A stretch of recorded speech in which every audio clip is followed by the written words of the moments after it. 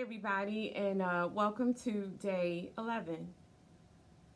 Have you ever gone through conversations with people and you sit down maybe in a coffee shop or something and you start getting into those deep conversations and someone says to you, do you regret anything? And it's so funny because for the most part, most people's answers are no. I don't regret anything. I don't regret anything. You hear that a lot. But in actuality, that's actually not true. A lot of people live in regret, and a lot of times those regrets are kept to themselves. Because sometimes it's a situation of, why dredge up something that is not going to do anything other than get me more upset. And there's a multitude of things that we can turn around and we literally can make a laundry list of things we regret.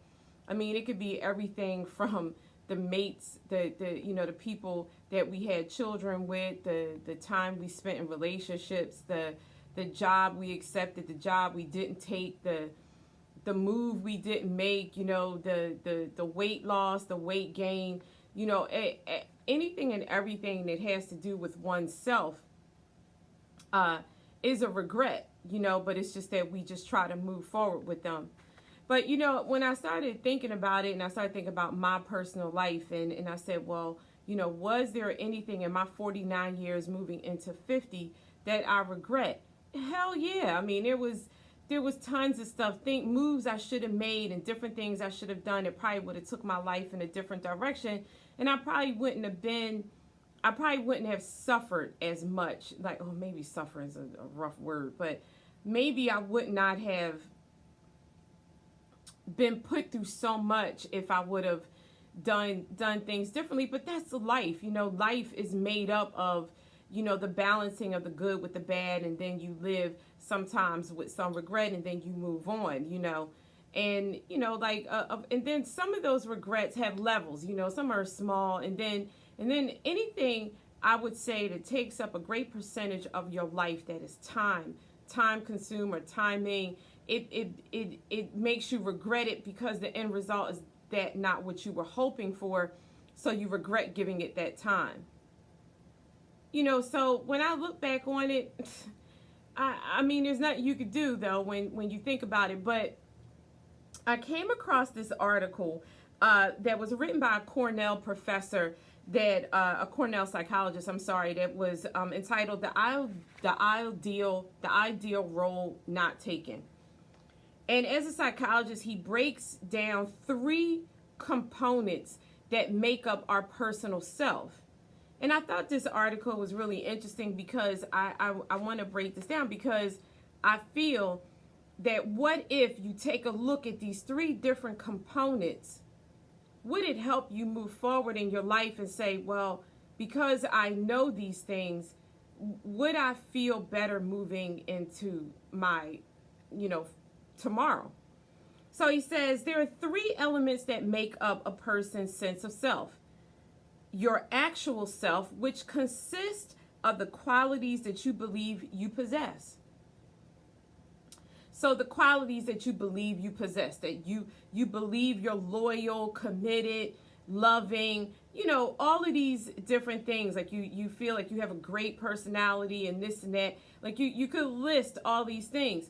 But what's interesting is that there's also a third element to it, and it's your idea of self. So even though you can tell somebody that these are the actual qualities that consist of you, he's saying here that there's another component that you actually, even though you have these over here, you have an ideal self that is made up of a totally different bunch of qualities. And these are qualities that you wish you had. So I thought to myself, do I have qualities that I don't actually possess that I wish I had? It's so funny because I think in my 49 years and moving into 50, I've now maybe possessed what I believe I didn't have. Because I when I look back on the 49 years, I would say to myself, I wish I had a stronger sense of self. I wish I had a stronger sense of telling somebody no or telling people no, right? So there were situations that I was put in, and I regret not telling these people no, or there's times when I sit back and say, I wish I would have just, not did this or not did that, and wish I would have just said no. So you start regretting those things, like you go, because you say, oh, I wish I possessed that quality. Like, I've had people tell me, like, all these little projects and things that I got going on, I've had people tell me they thought it was super cool that I was doing what I was doing because they wish within themselves they possess that quality to go after what they really want and to watch some things unfold. So I thought that was a pretty cool thing that when you say, yeah, I wish I possessed this, and you achieve it. So what I'm asking you to do with this day 11 is I want you to then take this, make a list and say, okay, these are the qualities in which I have. Then make your next list and make it, these are the qualities I wish I would possess. And the way in which you find those qualities and which you wish you possessed is this: within your ideal self. This is what you do. If you look at your life right now and you look at things that are happening in your life, you've got to start asking yourself some questions. And so let me give you an example. If you're in your 50s, right? Take myself, moving into my 50s. If you're in the ages between 40 and 55 and going into your 50s, and let's say you want a relationship, right? Because there's some people that could care less. But let's say you want a relationship. I'm going to tell you something. There is obviously a missing quality within yourself, because everyone can't be wrong. Every man that is coming through your life, every woman that is coming through everyone can't be wrong. So there is obviously a quality that you are missing, that someone, once they get to know you or see you, and boom, yeah, I'm done. So there's something that's missing, and the quality that I would believe that you would want to gain is stop blaming everyone else and start looking within yourself and saying, what am I missing, or what am I doing wrong that's stopping people from wanting to go forward with me in a relationship, if that is what you choose. Same goes for work, like even in anything, like what is stopping you? There's obviously something missing, and you've got to figure that out. You've got to figure it out, because everyone can't be wrong. So the third quality that they say you possess to make up yourself is your ought self. In that ought self, it's a person you feel you should have been. That is the deepest thing ever, and this is the number one thing that makes people regret. So you have your current self, to which you see yourself and how you possess. Then you have this ideal self of qualities that you wish you have. But then you have your ought self. It's your self of what you ought to be, or who you should be. And this is what makes people regret their lives, is their inability to live up to their ought self. That is some deep mess there. That's deep. Because I said to myself, like, I do believe on this day 11 that I am working towards my ought self. I wanted to be a person that I ought to be a person that is a person that helps change people's lives. Not everybody's going to like you. Not everybody's going to agree with you. I don't care if at the end of the day, these 50 videos are only seen by 10 people. You don't know what it's doing for those 10 people that saw it. I mean, I'm hoping that it gets major circulation, but it's not major circulation to get popular. It's major circulation to change people's lives, to make them think. So if you know that you're not living with this ought self, that you feel you should have been according to your obligations and responsibilities, you ought to be the person you internally feel you should be. And most people do not live up to that. This article goes on to say that they surveyed hundreds of participants in this study. And they found that the single most thing, 76% of the people surveyed said that they did not fulfill, that they were living up to their ideal self. They were not living up to who they saw, the qualities in which they were supposed to possess. They were not deep. They were just living life, even though they felt they should be something else.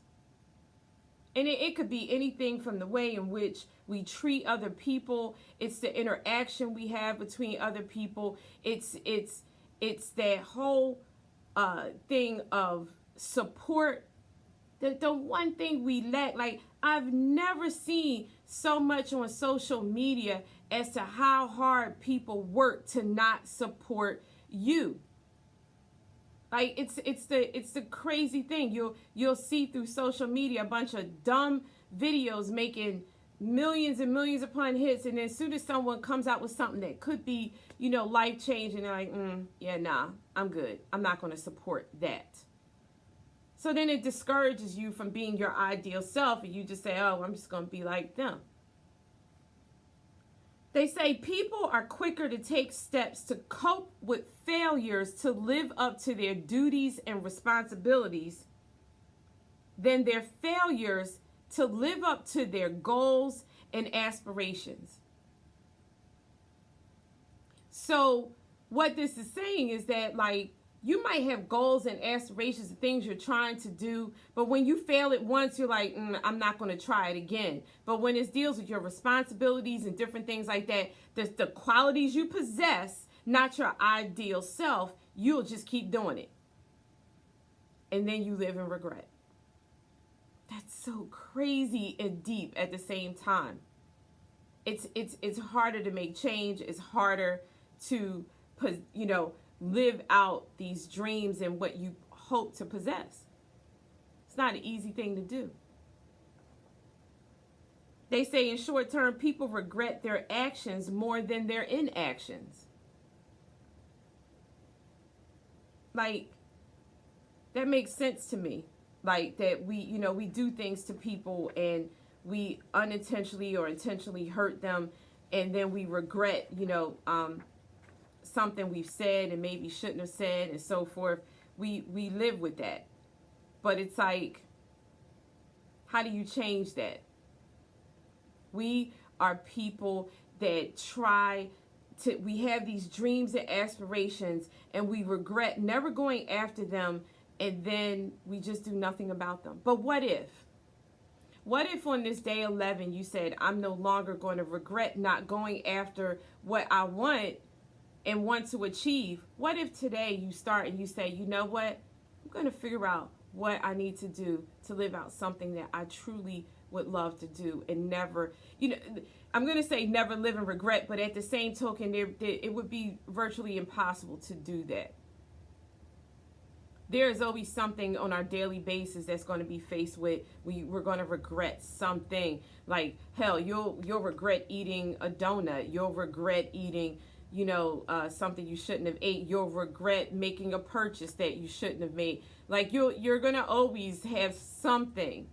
But if you allow to change and deal with your ideal self instead of your current self of what you possess and everything, and more focus on what you hope and you want for yourself, it may make your decision process a little bit different. You may look at that donut and say, I know that if I do this, this, and this, so I'm not going to do it. And then maybe purchases and different things like that. You may lessen the stress of regret by just thinking twice about it.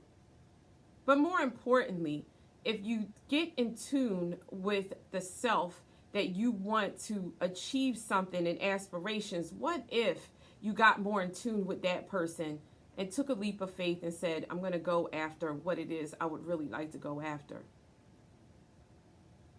I mean, it's powerful because it gives you more power than you realize. So regret then would never be in your vocabulary.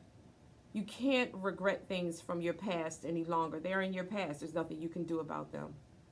You can only move forward on this day 11 and say, I'm going to go after everything that I want. And if I fail, I won't regret it, but you'll regret never actually going after it.